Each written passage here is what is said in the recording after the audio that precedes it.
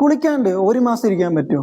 ഇറാനിലെ ഒരു മനുഷ്യൻ 60 വർഷം കുളിക്കാണ്ടിരുന്നു, വെള്ളത്തിന്റെ അടുത്ത് പോലും പോയിട്ടില്ല. അമോ ഹാജി ചെറുപ്പത്തിൽ കുളിച്ചു കഴിഞ്ഞപ്പോൾ പനി പിടിച്ചു. പക്ഷെ പുള്ളി അത് അലർജിയാന്ന് പറഞ്ഞ് തെറ്റിദ്ധരിച്ചു. അന്ന് മുതൽ 60 വർഷം പുള്ളി കുളിച്ചിട്ടേ ഇല്ല.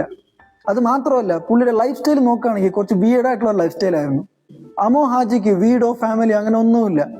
ഏകദേശം 6 അടി 5 അടിയുള്ള ഒരു കുഴീൻ്റെ അകത്താണ് കിടന്നുറങ്ങുന്നതല്ല. ആൻഡ് ഒരു ചെയിൻ സ്മോക്കറും കൂടിയാണ്. പക്ഷെ പുള്ളി സ്മോക്ക് ചെയ്യുന്നത് വീടായിട്ടുള്ള സ്റ്റഫാണ്.